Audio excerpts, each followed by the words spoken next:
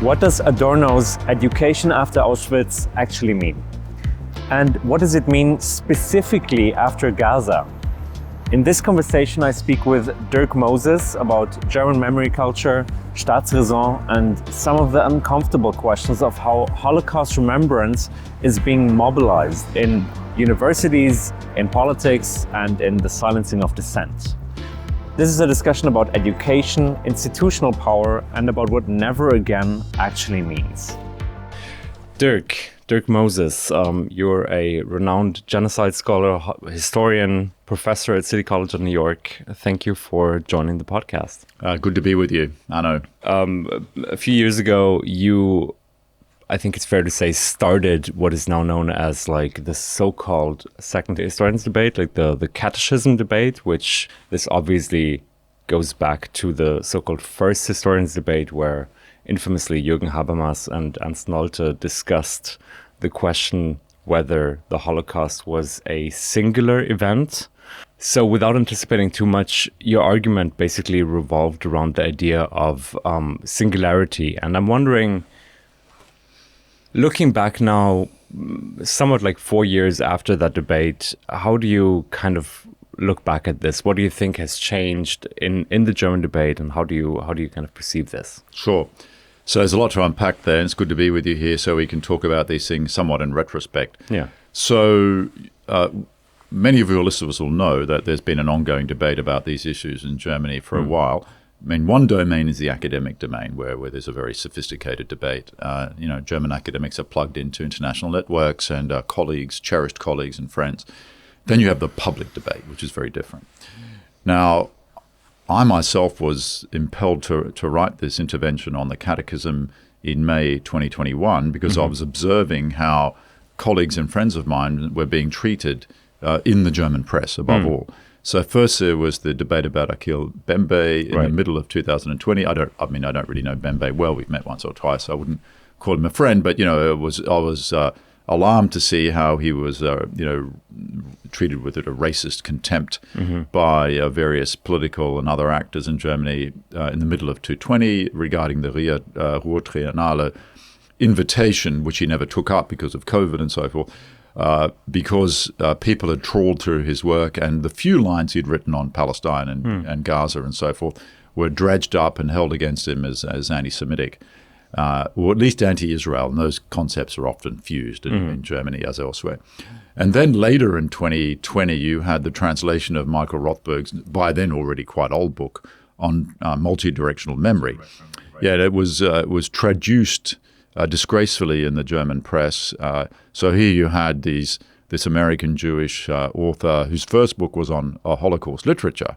It's called, I think, Traumatic Realism. And but at the time, a solid mid-career, well-known mid-career, highly regarded Jewish American scholar being treated again with racist contempt by non-Jewish German Christian elites, if you like. The argument being that, thinking together the Holocaust and chapters of colonialism would sort of relativize the Holocaust. Yes, it was the same anxiety. So, I mean, with Mbembe, it was about sort of directly about his views on Israel. With Michael's book, it was about multi-directional memory, taking away a hierarchical view of memory with the Holocaust at the top, which is he has a different model, which is a hub and spoke model. The Holocaust is in the middle, but it's used as a reference point.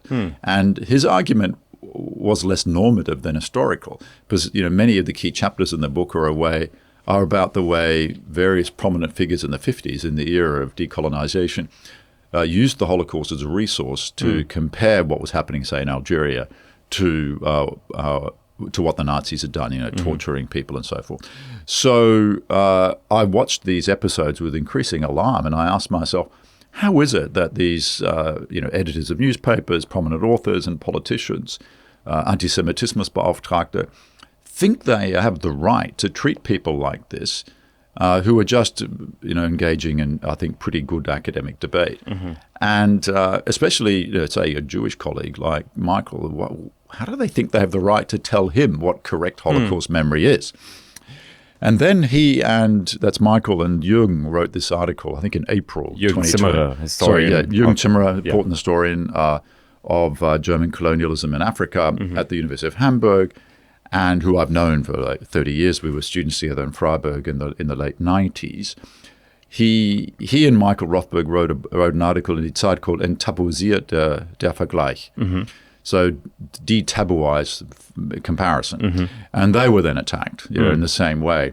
So I sort of saw with mounting concern these sort of public attacks on good scholars who were making a case for kind of a pluralistic memory culture, or like, let's at least have debates about these things without this hysterical overreach.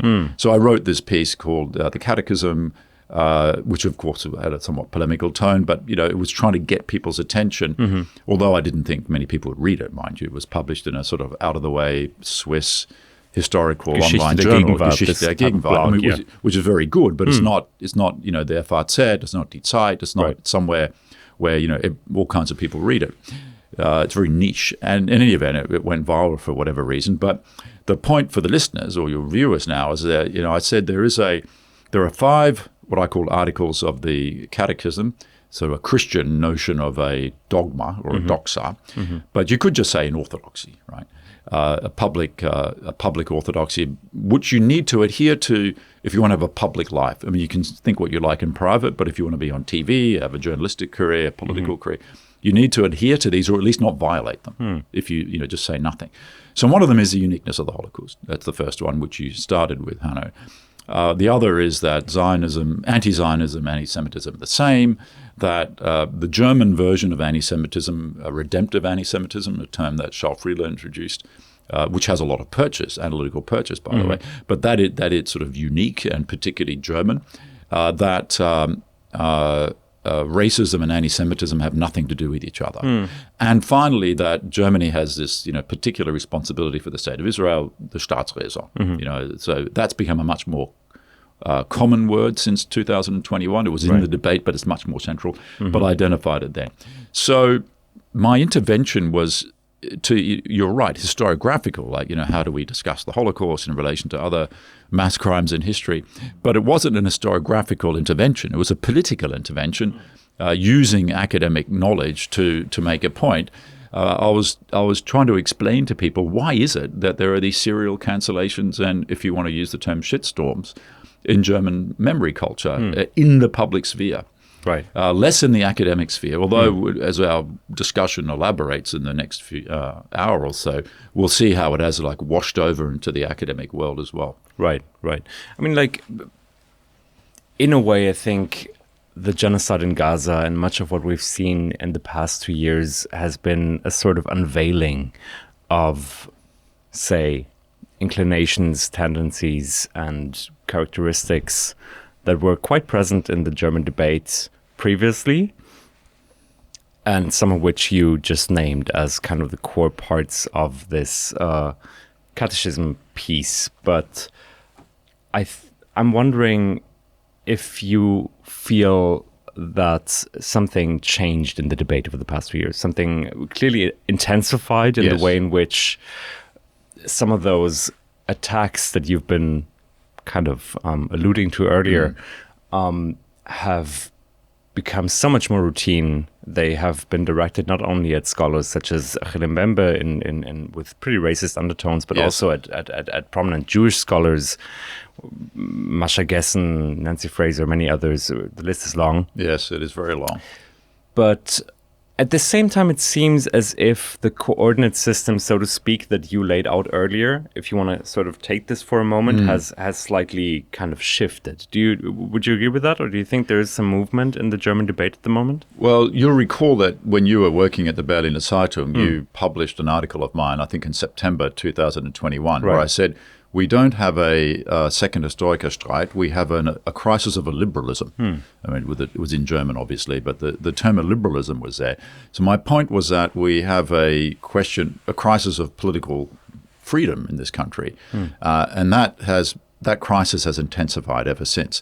And certainly the terrible Hamas attack on the 7th of October pushed various buttons like the protective function for Jewish people in Germany and the Staatsräson in Israel, and activated those and intensified them, as you said, metastasized them and condensed them and so forth. So, and those buttons and this protective function have really hastened the onset of authoritarianism in this country. One is these cancellations within universities and foundations, for example, the Böll-Stiftung, taking away the Hannah Arendt Prize for M. Gessen and then reinstituting it, because after a sort of international outcry, but also the appalling police brutality against protesters in Berlin, particularly against women. They really seem to be singling out women and grabbing their heads and faces as they pull them out of the crowd and put them into the sort of waiting line of vans down the road. And we're talking about in demonstrations, you're saying, right? I mean, like in demonstrations against the genocidal war in Gaza, and which, of course, from the police perspective and from the perspective of the German political class, they're not anti-genocide demonstrations; they're pro-Hamas terror demonstrations. I mean, this is how they're depicted, which is part of the demagogy, and that takes us to the role of the press, which has die Presse hat den Staatsräson entgegengearbeitet. So we can, this is a particular German turn of phrase, that is, the press has worked towards or gestured towards the Staatsräson and made itself a handmaiden of state power rather than a critic of state power. I mean, there are isolated journalists who have been critical, and many of them are outside the mainstream, like you, Thilo Jung, and so forth. But then there are a couple within the major newspapers, but they've been largely frozen out until really the summer of this year, when the starvation campaign in Gaza by the Israeli state was too obvious to ignore, and was a crisis of conscience. And even Merz, the German chancellor, expressed some reservations, and they seemed to freeze some of the deliveries of weapons, or at least parts of weapons. They've, of course, been reinstituted since the so-called ceasefire. So I don't think the coordinates have changed much, in a sense that they've just become activated in a way, and they've been unleashed because the interpretation of the Hamas attack on the part of the German political class was that the Hamas attack realizes in practice the theory of post-colonialism, which is anti-settler, in terms of settler colonial theory. So we need to clamp down on anyone who thinks in these sort of quote-unquote so-called post-colonial terms within Germany. The same is happening in the US, mind you, in order to stamp out the sources of what they see as anti-Israel or anti-Semitic activism within the German population, which is increasingly diverse.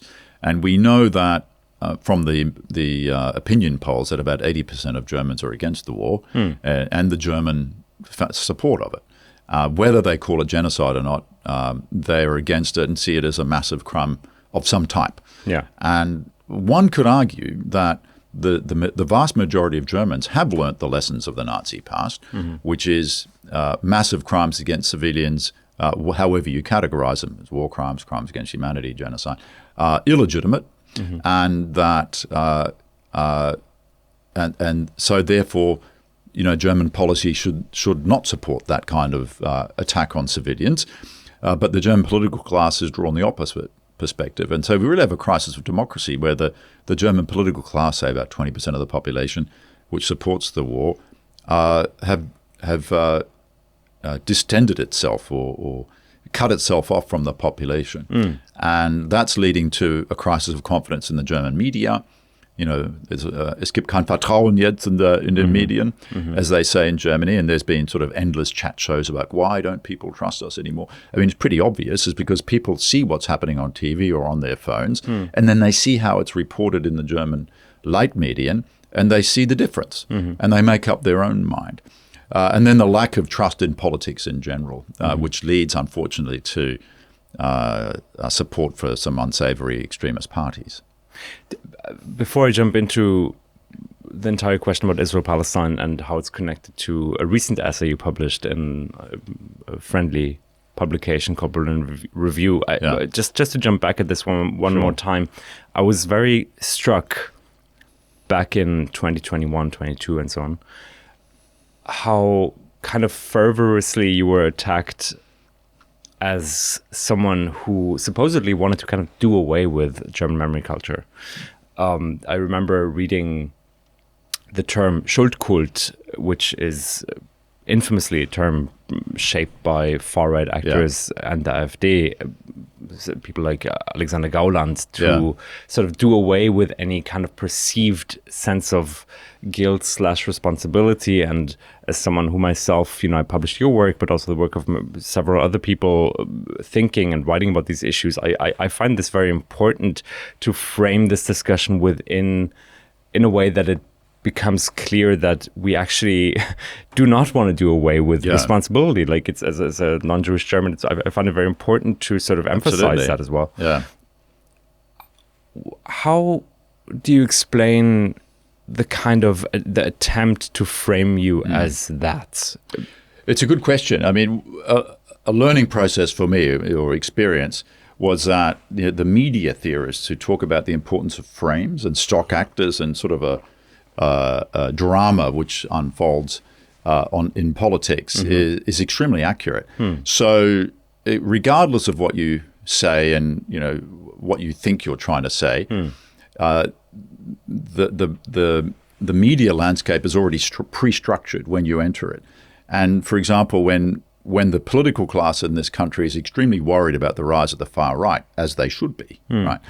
And their demagogic language of a Schuldkult and German, the Holocaust being only bird shit in German history and so forth. Which that's the Gauland quote, the notorious Gauland quote. They're nervous about anyone who attacks their fabled memory culture, which they see as the only thing preventing, the dam breaking and then Völkisch nationalism overwhelming everyone with its denialist lack of responsibility for the Nazi past. I mean, I understand people feel like that, and I'm concerned about the far right as well.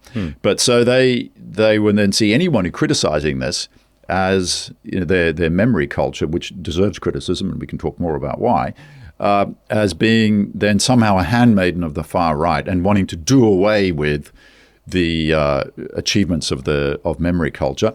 In many ways, they see everything as a rerun of the Historikerstreit. So they're looking for who's the Habermas today and who's the Nolte of today. So I was seen by some people some kind of a left-wing Nolte.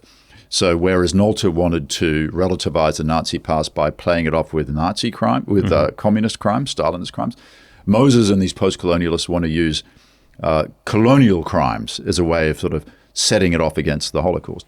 In fact, that's not what's going on. It's the opposite. Those that want to, in a sense, put a stop to memory and limit the extent of German historical responsibility are the people now running the German government and German memory culture.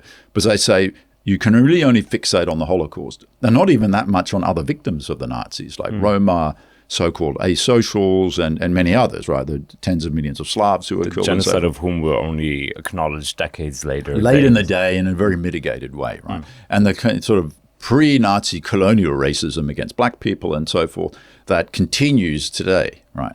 We can see the way people of color are profiled and shot by German police pretty regularly. And I've seen you write and speak about some of those cases. Sure. So what a number of us want to do is actually increase the remit of German memory culture to include colonial crimes. Right. Now, it's not a matter of relativizing the Holocaust by doing so. I mean, that term itself is highly problematic because what's the opposite of relativization? It's monumentalization or absolutization, right? The relative and the absolute. So what does it mean to say that the Holocaust is absolute? Well, you're really heading into religious territory there because, capital A, absolute, that's God.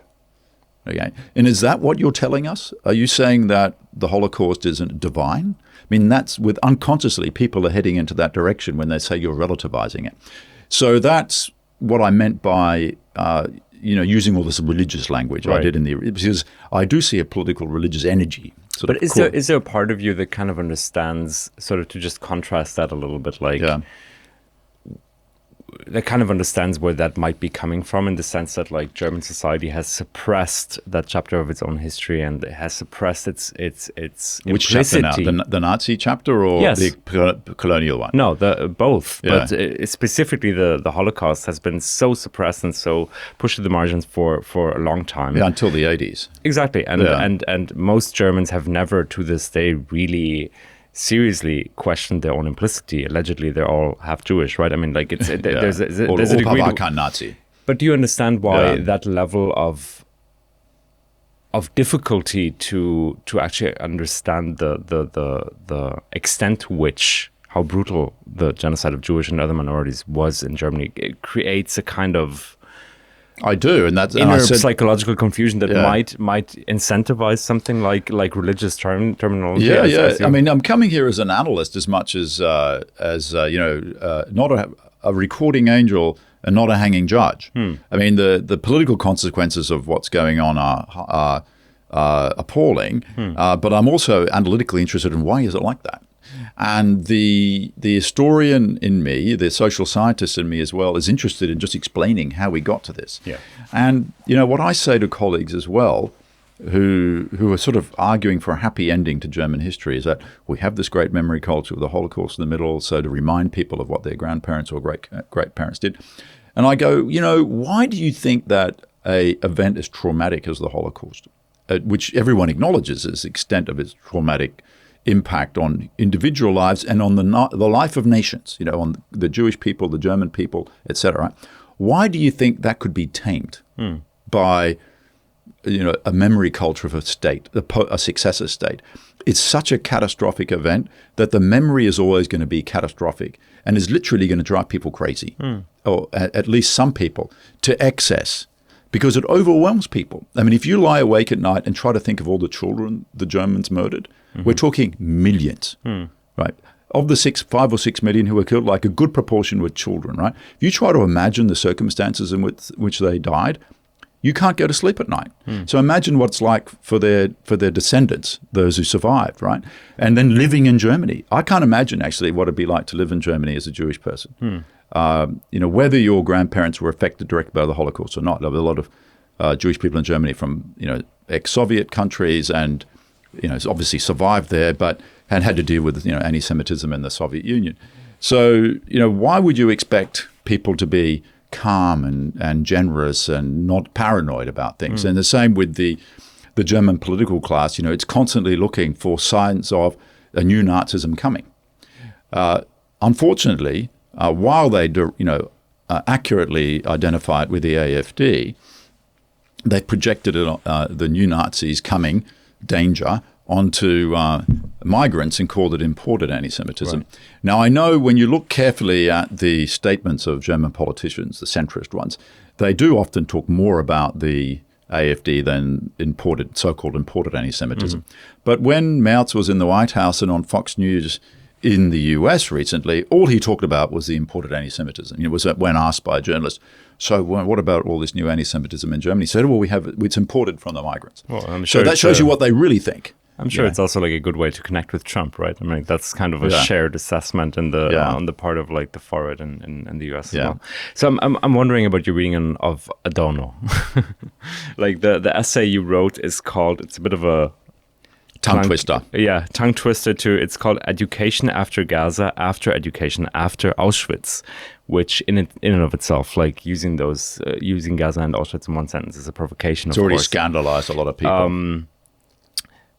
But you're reading Adorno and his infamous essay, Education After Auschwitz. Famous essay. Yeah. After Auschwitz, and you argued that it was, quote unquote, perversely appropriated and instrumentalized in a way that basically, shuts out certain parts of memory culture and maybe also of the legacy of Adorno himself. Can you just like talk about that a little bit? Like what you meant to say with that? Sure. So your listeners and readers know, Theodor W. Adorno wrote an essay based on a radio address in 1966 in West Germany called Erziehung nach Auschwitz, education or raising children. Erziehung can be translated in different ways. Erziehung doesn't mean Bildung. which can be education, can be both, right? But when you say Erziehung, you're meaning like raising children, and Erziehen and raising is a kind of the same connotation, right? When you think about that. So he's talking about how do we raise Germans after Auschwitz? So literally 21 years since the end of the war, he was compelled to write this paper among many other radio addresses to address a crisis in West German political culture in the first half of the 1960s and the late 50s with the rise of some far-right parties reminiscent of today and the authoritarian tendencies of the Grand Coalition at the time, was trying to introduce so-called emergency laws, which will allow crackdown on protest. Yeah. Once again, very reminiscent of what's happening today, and attacks on Jewish cemeteries by far-right radicals that had been going on across the country.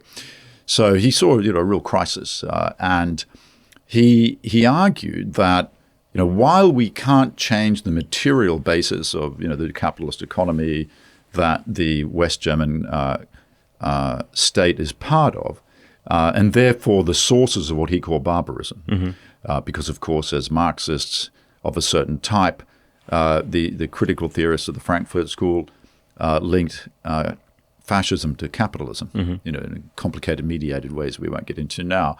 But as I think it was Horkheimer said, you can't talk about fascism if you're not going to also talk about capitalism. Right? So if that's not going to change, you're always going to have the impulses to barbarism, as a term that Adorno loved to use. Now, there's a very Orientalist version of the term barbarism versus civilization. We've seen that in the debate about Gaza, the barbaric savages of Hamas versus the civilized Europeans and Israelis.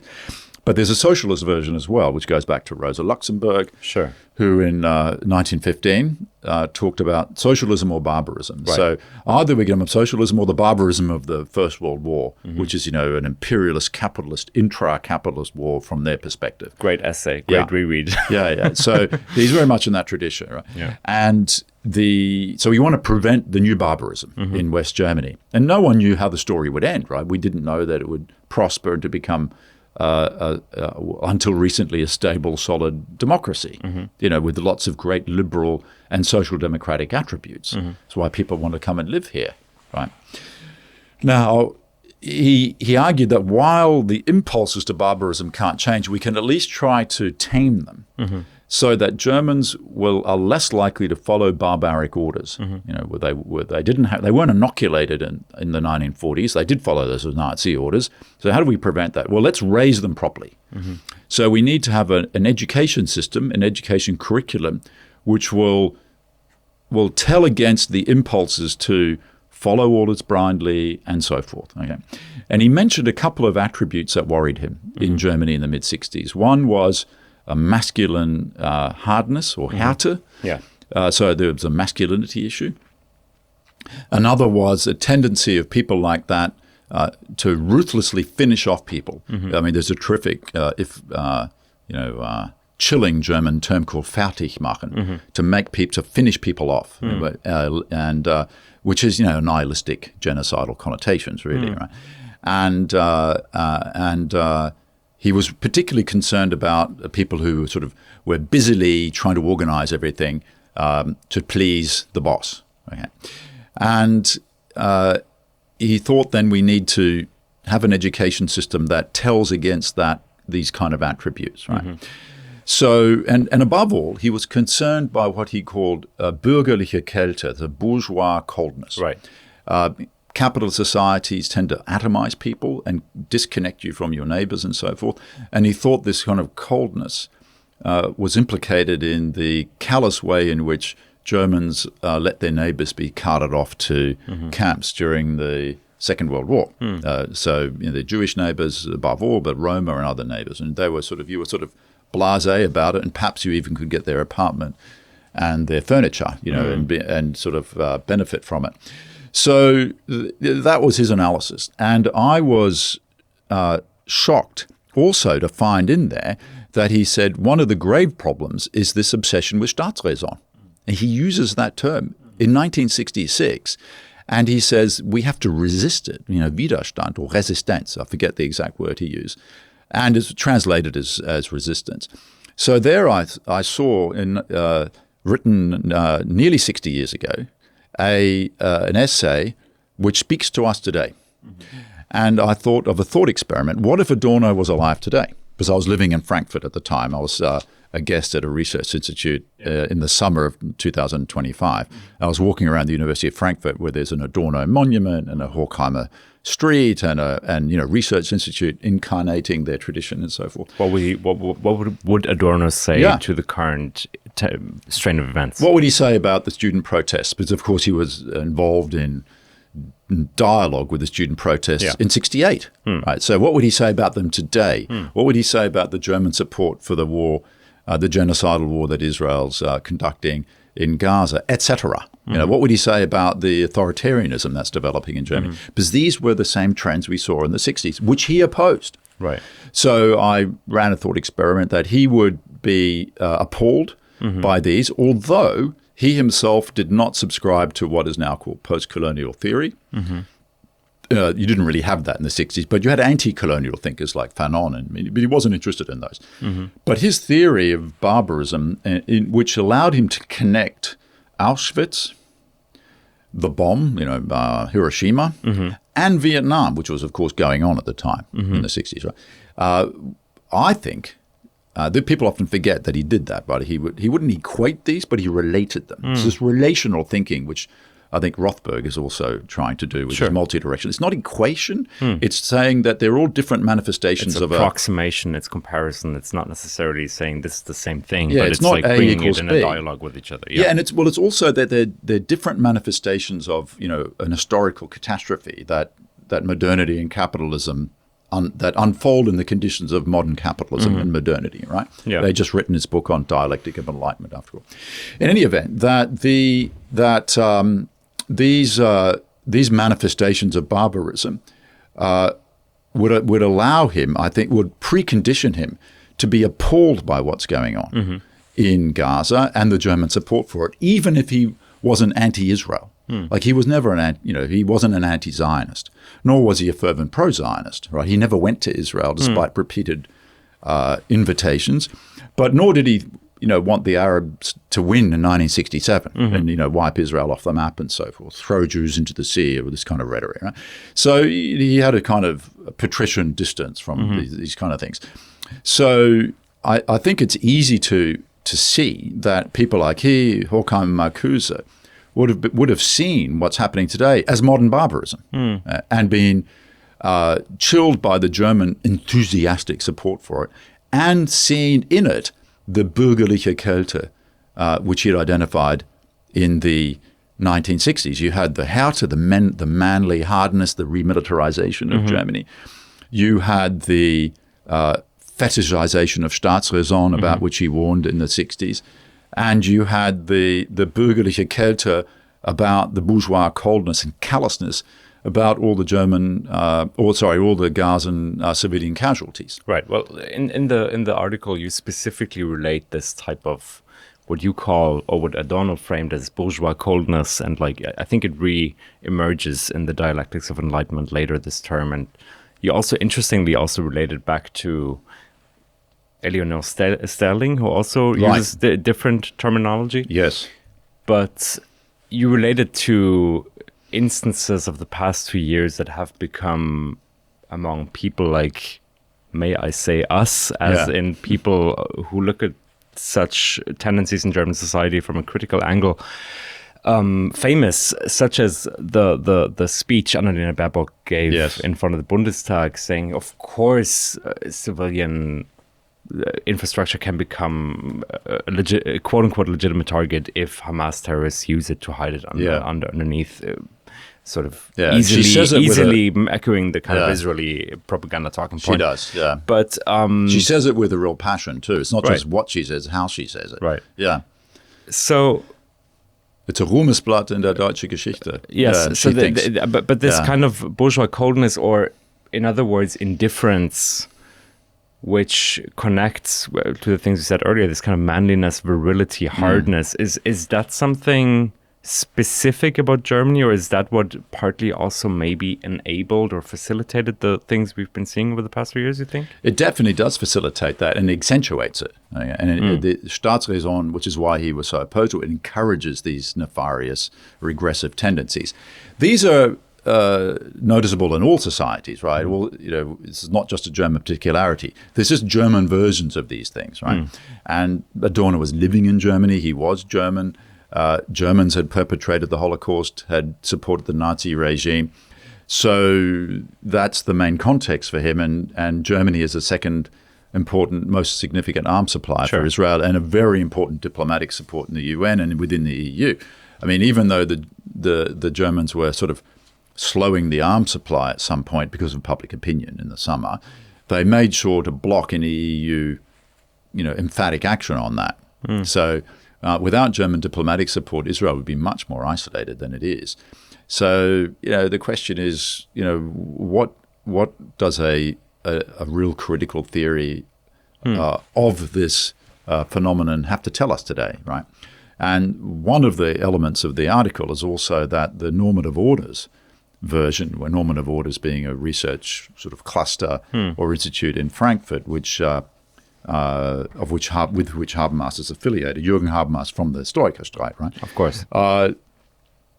Has affiliated itself with the German government by siding with Staatsräson and turning critical theory into an articulation of Staatsräson, and in that way appropriating Adorno's legacy. I think misappropriating to end with where you started with this line of questioning. So, whereas Adorno clearly, if you read his work, is a critic of Staatsräson. You want a distance to the state. You don't want to be vereinnahmt, as the Germans would say, by the state, regardless of its. Not all states are the same, obviously, but you don't want to. You don't want to be affiliated with power too closely. The German version of it, at least in Frankfurt, is that you become a tool of the state and a supporter of it, and thereby you become implicated in terrible crimes. And there will be a reckoning. There will be a reckoning with this. And my anecdotal impression is that young people in Germany don't take that version of critical theory very seriously anymore. Habermas has sullied his legacy. Well, we all remember the statement that was published by that very research center you mentioned, the Normative Orders Center, somewhat like principles. 4 or 5 weeks into the Israeli bombing campaign on Gaza following October 7th, the Hamas attack, in which the wording was something like, I think the standards of judgment slip entirely if you talk about genocide. If you talk about genocidal intentions. Which, looked at from today's perspectives, feels somewhat hysterical if you think about it. But and hasn't been corrected since. And people are allowed to make mistakes, but then you need to, or misjudgments, right? You need to then correct them. But there's not been any correction. In fact, there's been a doubling down. Habermas wrote an article in the Süddeutsche Zeitung in late November 2025, in which he sort of gives a global perspective on authoritarianism and neoliberal capitalism and so forth. And he has one throwaway line about the lack of resistance to this in American and German civil society. And then he slags off the student protest movement against the genocidal war in Gaza by saying, this kostenlose protest. Gratismut, yes, I remember that line. Yes. They're happy to protest against the so-called colonial state of Israel, but they're not going to defend otherwise civil liberties and political liberties in Germany and the US. And that's it. That's all he's got to say. There's there could have been a course correction. So this is not happening, and that is going to tarnish the otherwise impressive legacy, important legacy. What a desecration of intellectual legacy. Me too, I'm a big admirer of Habermas' corpus of work, but this, I agree with you on that point that there's a real.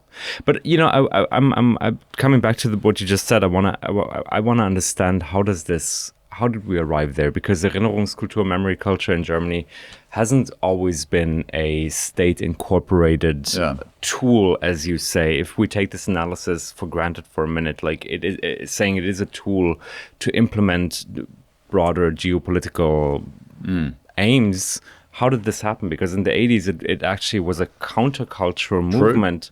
True. Sort of a grassroots movement brought to light by people who... From below. Yes, very much questioned the state and it's continued amnesia, and really wanted to stop this sort of like preemptive acquiescence into forgetfulness instead of memory culture. So how do we understand that shift? So a bit of history. I covered this in my first book on German intellectuals in the Nazi past. It was published in 2007, on which there's an entire chapter on Habermas.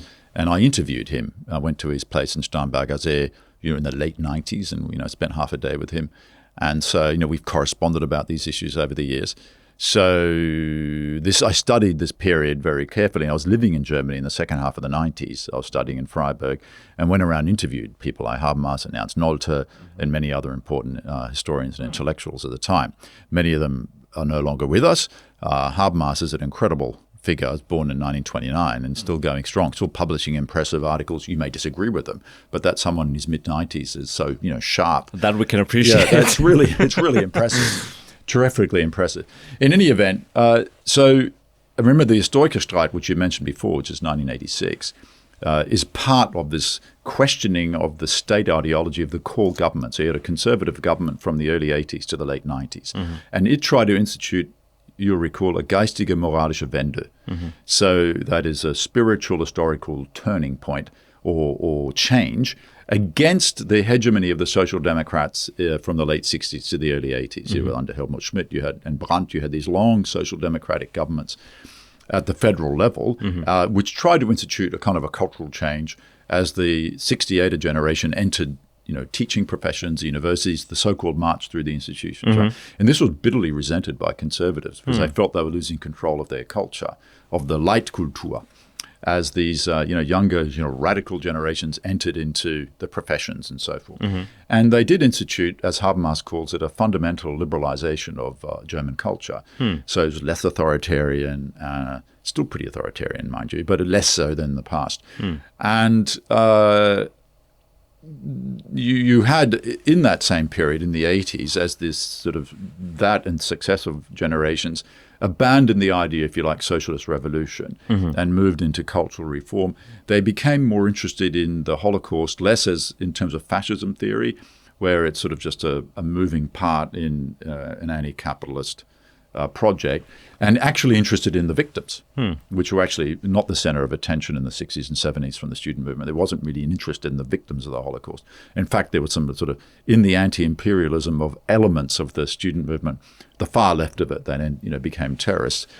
There was a sort of a very vulgar anti-imperialism that led to hostility and even violent attacks on Jewish institutions. So in fact, just as a sidebar, there are figures like Wolfgang Kraushaar, who come from that period and have written important works on it, who see direct links between the sort of anti-Semitism of the, the anti-Zionism / anti-Semitism / anti-imperialism of sections of the German far left and the protest movement today. I think that's entirely illegitimate, but that's fervently believed by people who see themselves on the left here and are supporters of the war. Right. Until recently. Maybe there's some reservations. Maybe 2 weeks ago. 2 months ago. And then suddenly, oops, maybe we're on the wrong train here.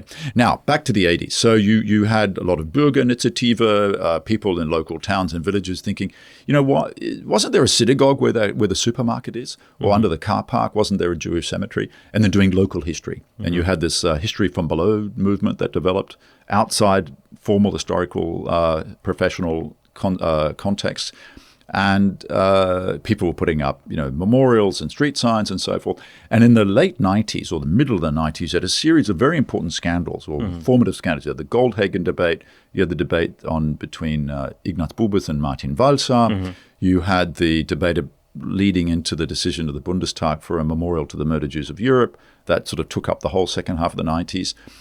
You had, various other debates like that, usually scandals of some kind about the Nazi past.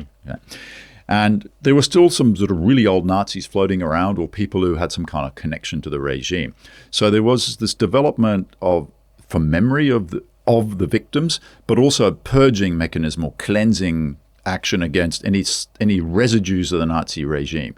There was sort of real intensity about that, which people can understand. Like, why would you want 40 years later, so we're talking about 50 years later, we're talking about the 90s, people who had some kind of implication in the Nazi regime or the Holocaust somehow. I mean, among the historians, for example, there was the Schieder-Konze-Debatte about two, by then passed away, very important historians who'd raised a generation or trained a generation of progressive social democratic historians like Hans-Ulrich Wehler, Jürgen Kocher, and so forth, who were clearly men of the center-left, right? But it turned out they were servants of the Nazi regime as young professors in the 40s and had really participated in writing documentation and Gutachten, memoranda to support the German expansion in the East.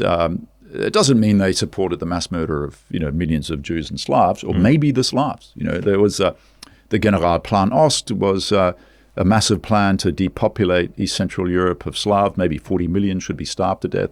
It wasn't ultimately implemented, but this is the kind of maniacal thinking that the Nazi regime was engaged in trying to reorder demographically the 1,000-year Reich in East Central Europe. It was clearly genocidal against all kinds of people. In any event, by the end of the 90s, you of course get the new red-green government led by Gerhard Schröder. You have Joschka Fischer as the foreign minister, and the cultural minister is Michael Naumann. And they then build the memorial to the murdered Jews of Europe. They get the vote done after they're in, and then they build this memorial. And you have the important debate in 1999 about the NATO Einsatz in Kosovo, where Fischer says, nie wieder Auschwitz means in Europe as well. Joschka Fischer, the former Green foreign minister of that government at the time. Yes. And, considered a dangerous radical in the 70s, but is now, running the German foreign ministry in tennis shoes. Notoriously he'd run around. And when asked, why do you wear tennis shoes or sneakers with your suit? He says, well, usually I'm running away from the police. So I had to be fast, What a figure, yeah. Yeah, what a figure. He's still with us, I think very much supporting the war in Gaza, if I'm not mistaken. So to answer your question, it's with that progressive government that there's critical memory culture from below becomes verstaatlicht, becomes state policy. I actually spoke about this with Michael Naumann myself, personally when we met at a conference in Potsdam a few years ago. And he agreed with the take, but he had a much more functional, non-normative explanation. He said, it's inevitable that if you try to put into government policy the impulses, the positive impulses in civil society, it's always going to be arrogated by the state, and then it'll develop new dimensions. And it's not necessarily a conspiracy by any particular elite or member of the political class. It's just what happens when a government tries to do the right thing. You then get new actors that have stake in the particular political or these new settings, with the Holocaust in the middle, but not other victims. And so that, other victim groups then try to then gain some attention, are meeting a wall of resistance from those that have a stake in the current memory sort of concordat. So what's happened since then as well is that you have a massive change in migration, especially with the new citizenship law in the early 2000s. So there are many more people from the Middle East and becoming citizens and have a right to vote and participate in the political system. And you have the war on terror after 9/11, and of course the Second Intifada and the collapse of hope in Oslo, which is sort of part of the mid-90s hopeful moment, right? That Germans who always want to be on the right side of history can reconcile their support for Israel by saying, well, there'll also be a Palestinian state eventually. So we don't need to feel guilty about what we did to the Palestinians. At least they get a state out of it. Well, that all kind of fell apart. And then whereas Joschka Fischer had said Staatsräson in 1999 was, never again genocide. Never, nie wieder Auschwitz means never again genocide for anyone, including Bosnian Muslims, right? Sure.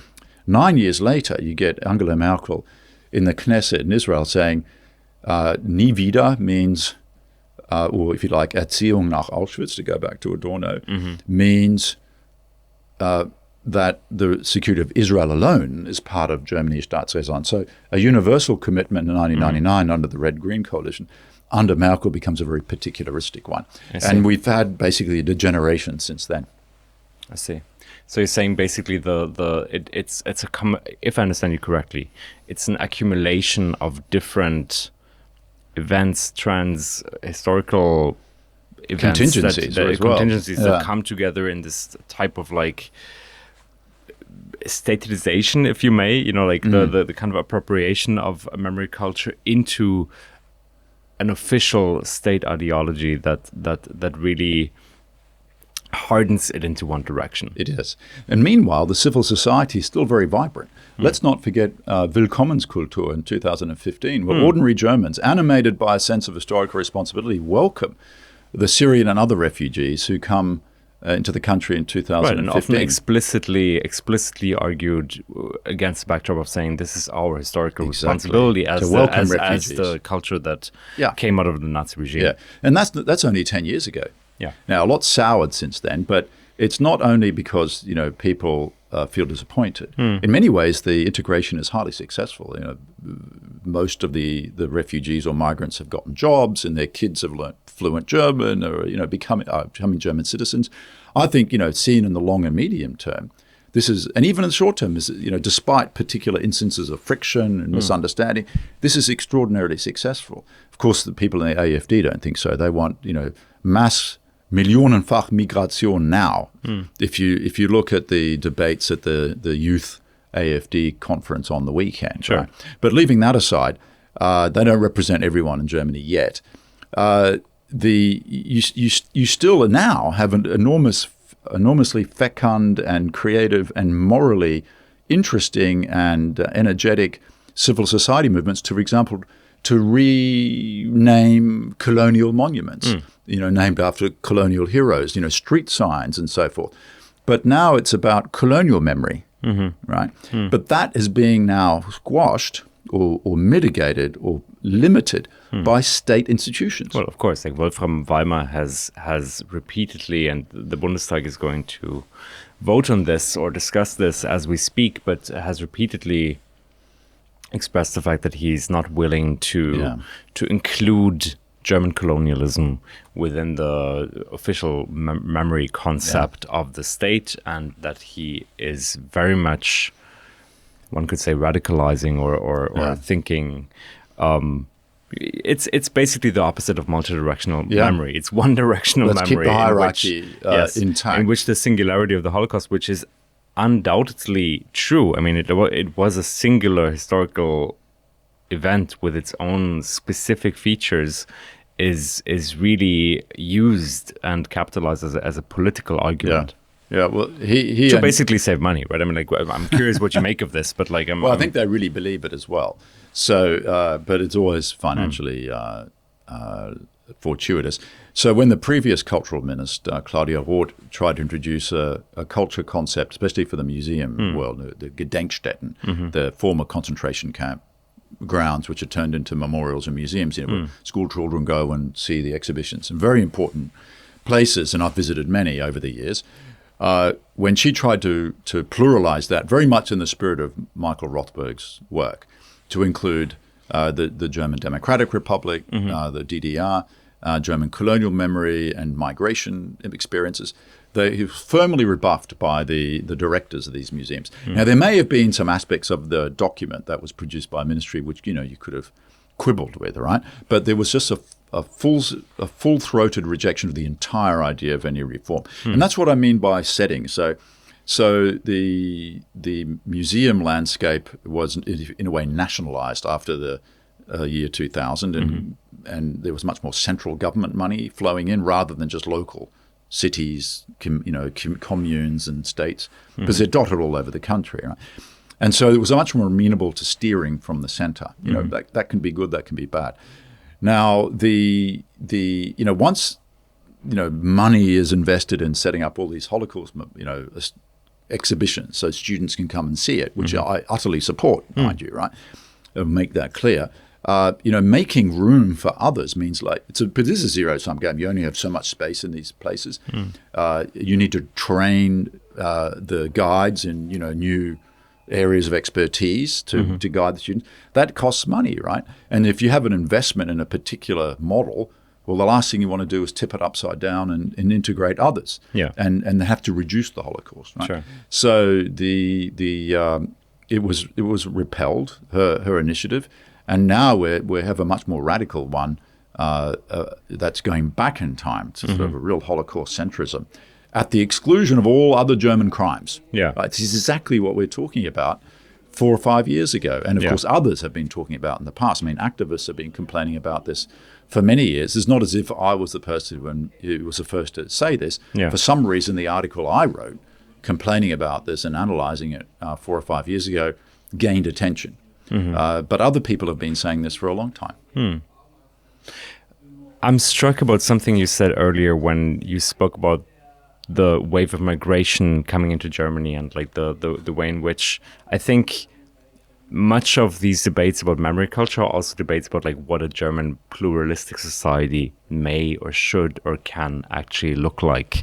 And it's no surprise to anyone listening to this that like we are in a time in which the far right in Germany is gaining a lot of power, and like a lot of the strategies of the conservative, quote unquote, midpoint center, or even some of the liberal parties, is to sort of adopt their rhetoric in order to supposedly defeat them. But I think that strategy is not working. Only encourage them,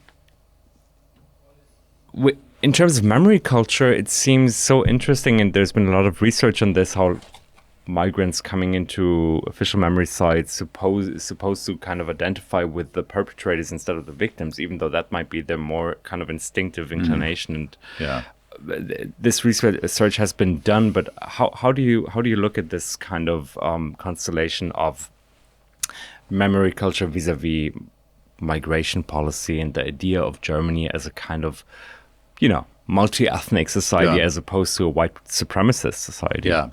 Well, unfortunately, memory culture, and with Holocaust memory in the middle, has become a tool of white supremacy. I mean, it needn't be that. I mean, we've been proposing a model of Holocaust memory that's inclusive, that integrates colonial predecessors into it, because the Nazi regime was engaged in a project of imperial expansion, and the Holocaust occurred in that context. And there is colonial dynamics that went into the way Jews were treated and persecuted and murdered, right? I certainly am not arguing from some linear causal mechanism from Windhoek to Auschwitz. That's often alleged that I'm doing so, but not at all. It says that if you read what the Nazis thought they were doing, if you read their text, they themselves are inspired, say that we're inspired by Rome, by Carthage, the destruction of Carthage, by what the Mongols did, by what the British did, by what the French did, or other empires in world history. There's a real sort of global historical deep dive into how is it that certain peoples get to dominate regions in the world. Like, let's learn from them, but we'll, of course, do it with scientific German Gründlichkeit, okay? And they're quite open about that. So there's a kind of an imperial imaginary built into the ambition to dominate the Eurasian continent and then possibly the world. And one's doing so against other empires, against the French Empire and against the British Empire above all, and then for the future against an expanding American colossus, which they can see is going to be so dominant eventually. And we'll do so by expanding into Eastern Europe. We will starve out many of the Slavic population and populate it with our own nationals, who are Aryan nationals. So this sort of literal settler colonial project, and we'll exterminate or deport the Jewish population because we see them as congenitally anti-German. Because according to the Nazi ideology, the Jewish population is pro-Soviet, and Jews within Germany had not been sufficiently loyal during the First World War, and in fact had betrayed us along with the socialists, stabbed us in the back.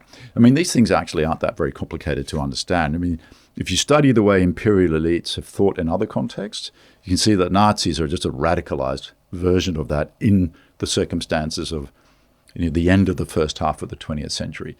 I mean, the technological capacities they had, obviously not ones the British had in India in the 1780s. So the technology allows you to imagine things bigger and more ruthlessly. This is basically what you're saying right now is basically also a reflection of your broader notion of quote unquote permanent security, right? I mean, like that you think of the Holocaust exactly not as a phenomenon outside of history, but as something that has been mirrored in multiple different ways in other colonial contexts, actually. Not exact copies. I mean, the Holocaust is, the extent of it is, it's a multinational project with different moving parts. The persecution and murder of Jewish people in the Balkans unfolded very differently than it did in Poland, and it did in France. But the outcome was the same from the perspective of victims, obviously.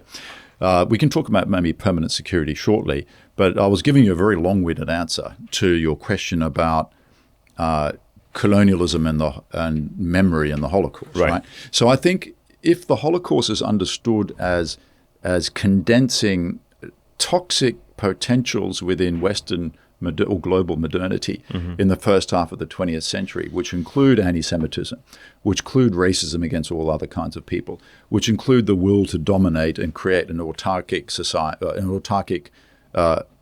economic zone, and to utterly dominate people and to exterminate opponents of all types. You can see how many of those impulses continued into the post-war period unreflected.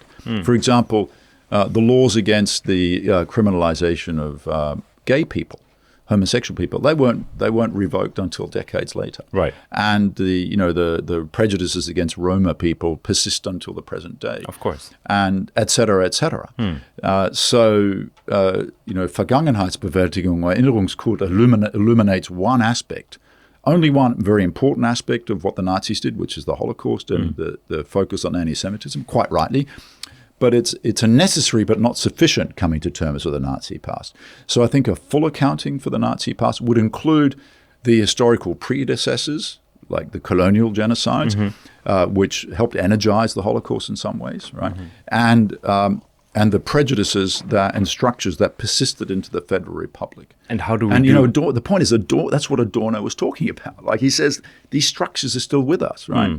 So there's been some criticism of or commentary on this Berlin Review piece on education after Gaza, after education after Auschwitz. Right, I saw Philipp Lennart wrote an article sort of countering your thesis that Adorno was a true universalist in that regard, that he was actually, if I'm obviously reducing this to some extent here, but if I understood his reply to your article correctly, it was kind of arguing that you are downplaying the specificity to the extent to which Adorno was thinking about anti-Semitism as something truly unique in that regard. So I think this criticism is totally wrong. Obviously, he wrote a lot about anti-Semitism, but he always related these kind of prejudices to broader problems and to other forms of prejudice.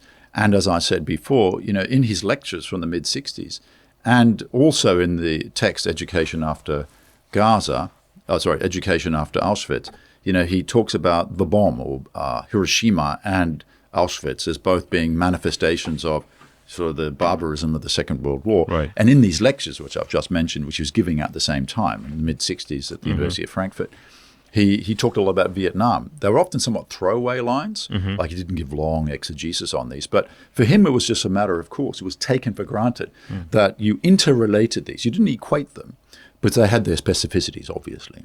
But you related them. They were part of they were pathological manifestations of a crisis of modernity, which entailed racism, state power, the capacity and willingness to eliminate entire cities or populations, right? This kind of thinking and impulses characterize those three issues: Hiroshima, the Holocaust, and Vietnam, and they continue into the present day. He even talked about camps, the torture, because of course this had been going on in Algeria in the 50s under the French.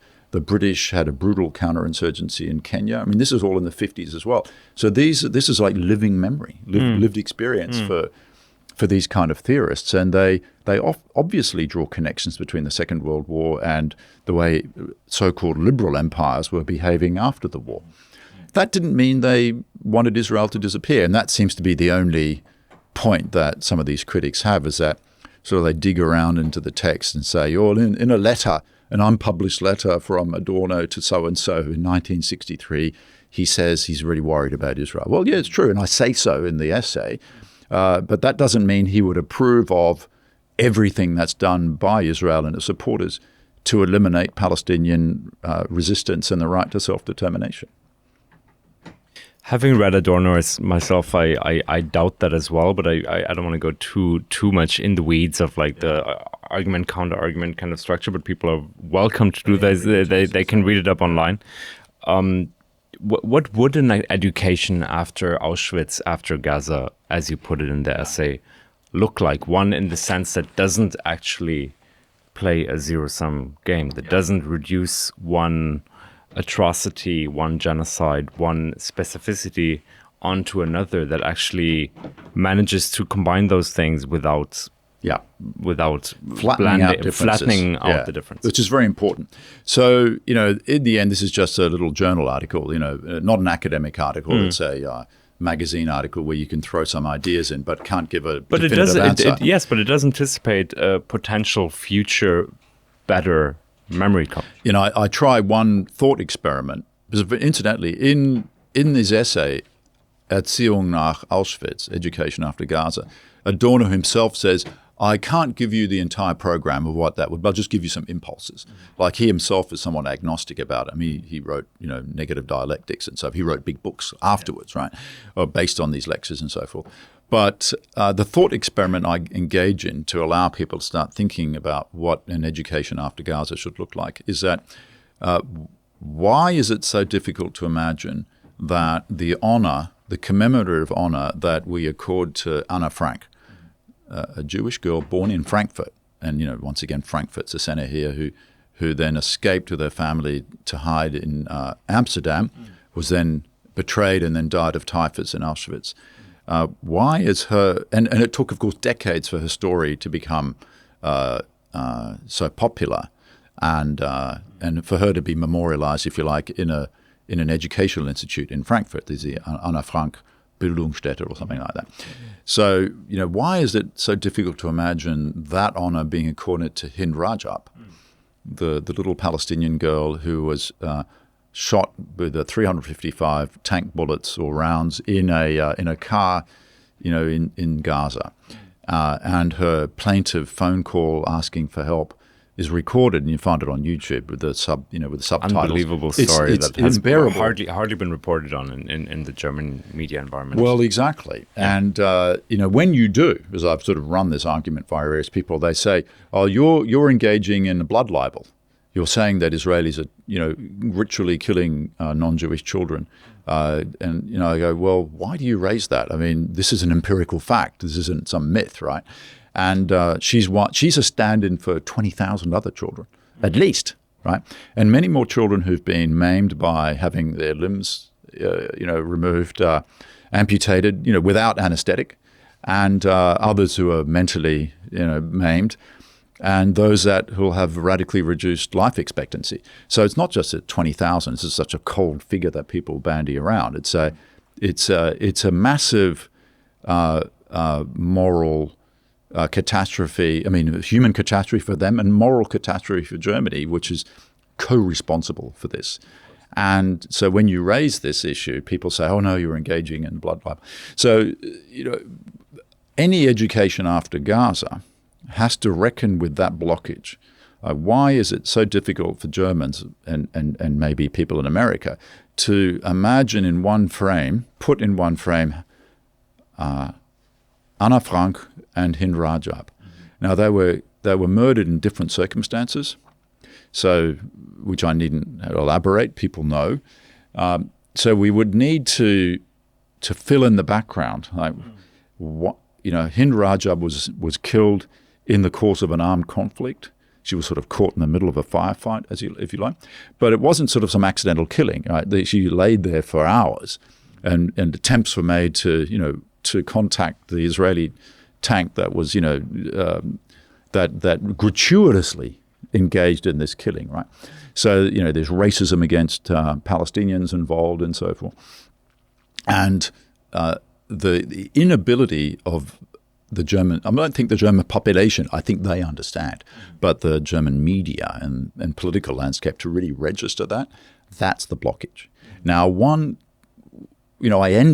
I end this paper on a pessimistic note by saying that we shouldn't be looking for the little cracks in the edifice of Staatsräson, which people often do. Oh, there's cracking, and finally, humanism and universal values, respect for international law will break through.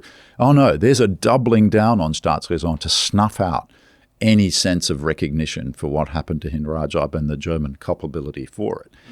Because once you admit it, then, and there are maybe trials down the road, quite a few German politicians and maybe diplomatic officials and government officials, the one who signed the documents to enable the arms shipments, because it's a quite bureaucratic procedure in the end, there's licenses and so forth, right? They will be in trouble, and they know that. So they've got to keep doubling down to make sure that what happened to Hind can't be seen as criminal. So I'm quite pessimistic. So that's in the political sphere.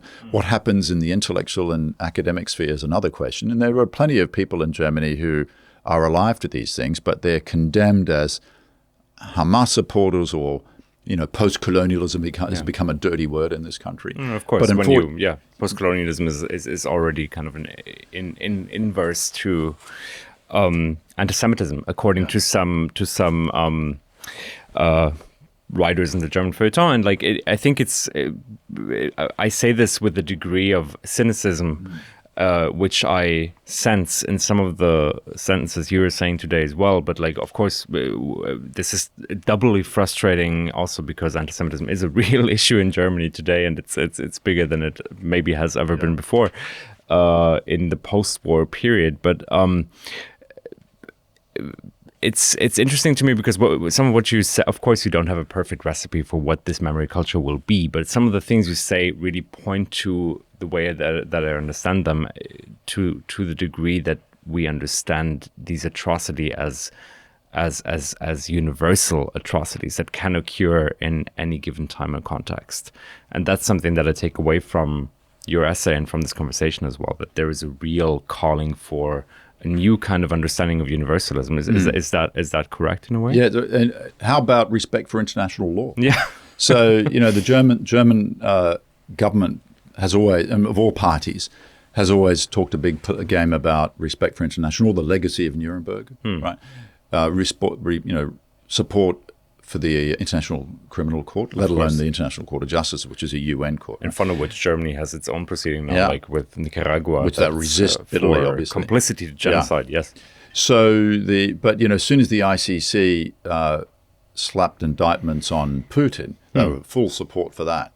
But as soon as they do so for two Israeli leaders, then it's traduced as as anti-Semitic and so forth. They just repeat Israeli talking points, actually. One question very disappointing. Yes. One question I was having was to what extent do you think all of this is actually specifically German related? Some of this is, of course, this as in the unquestioned support for Israel's genocidal war in Gaza is often explained with a misinterpretation of historical responsibility, and I think that is true. At the same time, sometimes I'm wondering whether this is actually truly just that facet of German identity, state culture, memory culture, and the combination of those things, or whether it's just also kind of a geopolitical alignment with U.S. empire and U.S. hegemony. To what extent do you think these things play into each other? Well, it's important to note that there are similar patterns in other Western countries. I mean, in England or Great Britain now, old ladies are being arrested for having a sign saying they support Palestine Action, which is a group that has been designated to be a terrorist group because they infiltrated into an airbase and graffitied a plane that might be taking weapons to Israel. Right. It's German. It's German branches. People are in Untersuchungshaft in prison right now because they destroyed Elbit, Israeli weapons company. They destroyed some of their equipment. But yes. So there's a full throttled authoritarian crackdown in the UK as well. There's different versions of that in the US. So there, and in other countries, and in France, notoriously, a conference of the Collège de France on Palestine was cancelled because of some phone calls, to the minister by various parties that felt aggrieved by this. So this is just a pattern that we're seeing broadly. The pattern is more or less intense, and that differentiates between states. Like in Australia, there are definitely these tendencies, but there's a fair bit of resistance to it as well. We just need to look at that on a case-by-case basis. Obviously, I look carefully at the Australian case because I worked there for many years, and I'm Australian. But I live and work in the US now, and so I'm watching it from the inside. So in Germany, because of the legacy of the Nazi past, the so-called perpetrator society, obviously there's a certain intensity in the way people experience these things here. Yes, the being part of the Western Alliance and the geopolitical military and security involvement and partnership with Israel is a key moment of this, or a key aspect of it. And memory culture has become a handmaiden of that. I would be a materialist here, is what you're getting at, I think, is that, there's no way that this cultivated partnership between police, security, and military establishments, which is very intimate now, and personal connections, visits on both sides, lots of business that's being conducted in both directions. It's not as if Germany's only selling weapons to Israel. Israel sells security systems and so forth to the Germans, right? So it's mutually beneficial. There's no way they're going to let that be imperiled by allegations of genocide by, UN and human rights groups and activists and academics. Like for them, that's just like piffle, and they'll just hope it goes away. And one of the sort of the political genius of this so-called ceasefire that Trump imposed on the Israelis against their own will, I think, is that it's taken it off the front page and turned high-intensity violence into comparatively less intensive violence. So fewer Palestinians are being killed every day, although they are still being killed, right? And Gaza is effectively partitioned and will remain so, I'm sure. And then, Israel is going to annex, if not occupy indefinitely, southern Lebanon and parts of Syria. You barely hear about that. So there's sort of real expansionist project. But that's been taken off the map or off the agenda because the high-intensity violence has been stopped. And the news cycle and the media attention has gone elsewhere, to Ukraine, which should be, it's very important what's happening there, and other issues. So I think there are grounds for pessimism here. And a memory culture which included these colonial dimensions would illuminate the colonial dimensions of what's happening in the Middle East, right? And that's the danger for the guardians of memory here. So, whether you subscribe to the rigid, settler colonial analytic in the Israel-Palestine case, undeniably there is sort of an expansionist project there. You're saying it would. Why would that be a danger? Because Israel has this kind of redemptive function for many people in Germany that we kind of like check box our solidarity with Israel and thereby don't have to deal so much with what that memory culture actually would mean, or why is that like a danger? Because colonial projects were seen as redemptive and progressive in the first half of the 20th century. But since then, since the Nazi colonial imperial project with its racism, and since the age of decolonization in the 50s and 60s, colonialism is a dirty word, right? So any state that's seen to engage in colonial and imperial praxis is seen to be engaging in an illegitimate one. And, that's why there's resistance to that frame in the Israel case, because people don't want to see, this Israeli expansion as illegitimate. They want to say, well, it's conducted as self-defense against Islamist terror. So you have a continuation of the vocabulary of the global war on terror from over 20 years ago. Yeah.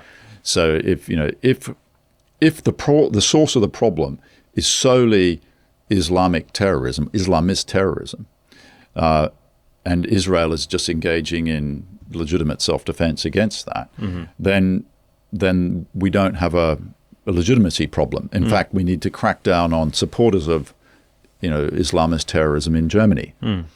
Whereas by contrast, if you see this as a colonial expansionist project that moves in fits and starts, like it's not continuously expanding, but in moments, like, for example, the settlers in the West Bank see a green light for expansion and engaging in terrorism against Palestinian villages, burning them down, destroying their ancient olive groves, stealing their their cattle and sheep and so forth, barely reported in Germany. I mean, there is some reporting of it, but of course, if a journalist reports on it consistently, then they're targeted and seen as anti-Semitic. Because they're not repeating the talking points of, frankly, the Israeli embassy and the German-Israeli society. Yeah, it's unfortunately true that is happening on a frequent basis. I just came back from the West Bank last week and saw some of the things you just mentioned with my own eyes. And there were actually some German journalists on the ground that may have changed their views. I think if you go to the place and you see the reality on the ground, it's kind of very difficult to uphold some of those I experienced ignorant that notions. When I lived in Israel in 2007. I had contact. You met with German and other European and American diplomats at the bars and or in meetings, and they understood what was going on. But try getting their article into the newspaper back in Berlin or in Frankfurt or in Hamburg. It won't be printed. That's the problem. So I interrupted you, but do you see what I'm getting at? And that hesitancy is why, because it would. Or it would contribute to a deconstruction of that specific notion of like the model of German identity at the moment. That's what you're saying. Well, the Staatsräson, the editors of the newspapers understand the line. They support the line, and also for the public broadcasters like ARD and so forth, they support basically the government line on Staatsräson. So if one of the journalists goes to the West Bank, the ones that you met, for example, and writes back and says, look, this is what I saw. I interviewed so-and-so, their villages were destroyed, and the settlers ran amok, and the IDF stood by and did nothing, right? Well, it won't be printed because it doesn't fit the line that the editor wants. So it's not that particular journalist is self-censoring. They may send the article in, but it just won't get printed. Well, I think it's a mixture of both. I think there is this kind of acquiescence to an idea of like what can be said, what cannot be said on the part of journalists that often self-censoring. I think that the self-censorship is actually stronger in some parts than the official censorship. But and at the same time, I think some newspapers have become more open to the stories on the ground. But there's been a few in Spiegel lately. Yeah, I want to come to an end slowly. You earlier said you felt misrepresented by the idea of like being a left-wing Nolte. Like, what are you? Are you like a left-wing Adorno? I mean, like, how do you see yourself in that sense? Well, I did my PhD at UC Berkeley with Martin Jay, who's the first historian of the Frankfurt School and a revered teacher and a brilliant historian, brilliant intellectual historian. So I was sort of inured. I was like immersed is the word I'm looking for in critical theory when I was a student in the 1990s. I sort of absorbed all this, as well as German intellectual history more broadly, like Gadamer, Heidegger, Schmidt, their school. You needed to map it all out and to see how it all fitted together. And that's what I then wrote my book about. It was less the theory debates that occurred. That's something that the philosophers can do. But the way these students of these great figures or important figures, and Habermas was, of course, heavily influenced by Heidegger early on. He wrote important essays about that in the 50s, I think. Is how they were themselves political actors in the Federal Republic. So you need to look at their newspaper articles, their feuilleton essays, or their essays in the magazines, not just their sort of fat philosophical works, because they were trying to influence the direction of the Federal Republic. It was enormously exciting because they realized, or they thought, that the university is this place where this should take place because that's where the new elites get produced. So that's why education after Auschwitz is such a central text, because you could see how people were trying to imagine how we turn this, quietly post-fascist political culture into a genuinely liberal and democratic one. And the university was going to be the vehicle for that. Of course, the vehicle was the site of the 68 movement, which was enormously interesting and exciting. And then you had, the debate in the 80s about historical memory, which we began with the Historiker strike. So, I see myself as an intellectual historian, and now I'm in a political science department at the City College of New York. So I'm now sort of somewhat of a social scientist, though not really a political scientist as such. But in an orthodox way. No, I mean, people ascribe political positions, but as an academic, I want to do clean academic work, which is always critical. Because, you're not just reproducing sources, you're trying to interrogating them, and you're trying to understand the sources of the present. I've always been interested in the present, which is not all historians are, right? They're middle-aged historian or what have you. But I'm interested in trying to explain why are things as they are today. And you need to obviously take a critical perspective in the sense that you're distancing yourself by denaturalizing it. You're not taking it for granted as given and normative, and as the right answer to the challenges of the present. You're looking for where there's friction and tension, and trying to explain the perspective of actors. Like, why do they feel like that? Why are they saying that? I'm genuinely curious. So, this Catechism piece that we began with, was like a one-off, political intervention, but doesn't at all exhaust, what I do as an academic. Unfortunately, very few people have read beyond that. Sure.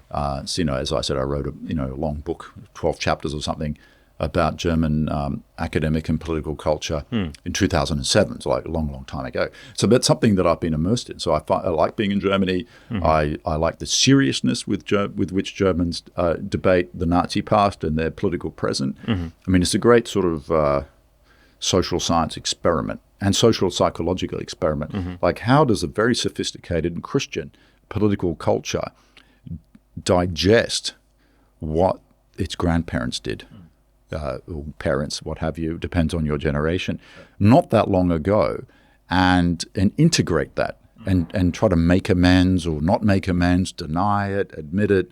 There are various kind of ways of dealing with a catastrophic past like that. But as I said halfway through our conversation, I don't think the nature of that crime is amenable to tidy packaging. It's always going to elude any packaging. It's going to sort of wash over. It is, in a sense, sublime. It can't be contained. And we're seeing that in the Gaza situation, because people ascribe Nazism, to the Palestinians. Other people ascribe Nazism to the Israelis. Everyone's a fascist. I mean, these tropes of the Second World War and the Holocaust are sort of bandied around. It's the ultimate label that sort of mobilizes any type of political intervention and supposedly legitimizes it. But in a sense, the terror of history is haunting people and gets in the way of a sort of, I think, a sober analysis of what's actually going on the ground.